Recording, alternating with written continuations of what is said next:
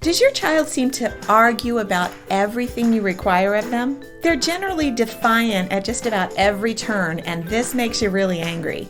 In this short video, I'm going to give you 5 easy steps that'll help you deal with a defiant child without getting angry. So here we go. Number 1, walk away first if necessary. Walk away if you have to gain control of yourself before you deal with a defiant child. I find it so easy to lose my temper when I'm saying something to my child and I start feeling like they're being defiant against what I'm saying to them. So I know how it is. I know how you feel. You kind of start getting angry inside. But the first rule of effective parenting is to always keep control of your anger. So it's better to walk away just for a few minutes, gain control of your composure before you go through the other steps I'm going to give you.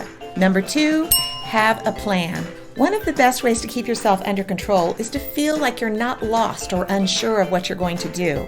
When you have a plan and you know exactly what you're going to do to deal with whatever the problem is at the time, it gives you a lot more security in yourself, you have a lot more confidence, and that keeps you from feeling angry. In other words, if the problem is that you have told your child to clean their room and you can see that they're being defiant about that, before you deal with it, make sure that you know what the boundaries are going to be, what the consequences are going to be, before you go in and try to deal with it with your child.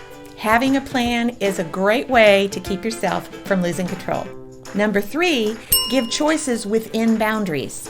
A child who is stubborn usually has 2 issues going on.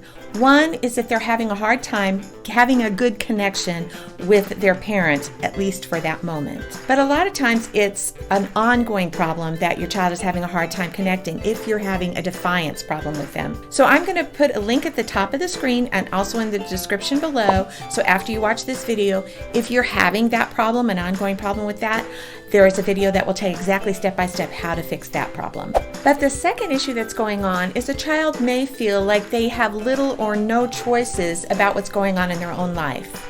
So again, going back to the cleaning the room scenario, give them choices about how or when they're going to do it. For instance, let's say you are going to give them a choice. Would you like to do that this morning or this afternoon?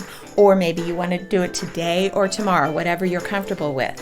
Giving them some choices like that often calms down their feeling of defiance right away because they feel like they have some kind of control over things and the way things are going.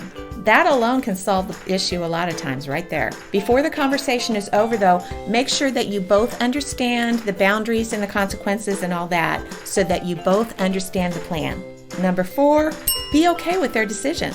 Let them know that either way they choose is completely fine with you. By doing this, you're setting the boundaries that are comfortable for you, and you're giving them a real choice that they can move around within those boundaries, and so that you're both happy with the outcome. This can really alleviate a lot of conflicts. Now you're still in charge because you're the one setting the boundaries, but this gives them choices. Number 5, hold them accountable. Once they've made their choice, make sure you hold them to it. If they do not uphold their end of the bargain, you need to call them on that in a kind, calm, patient, and loving way.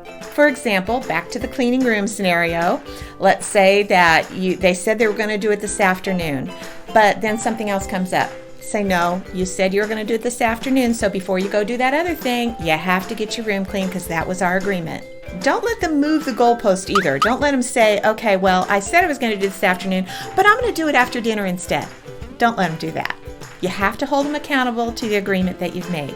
If you're wondering what kind of consequences or what kind of boundaries would be most effective for different behaviors, there's another video that I'm going to put on the screen right now. You can click on that card and see how to set reasonable consequences for your child's behaviors. Parents, if you're struggling, something needs to change, and you can do this. Thanks for watching. I'll see you next time.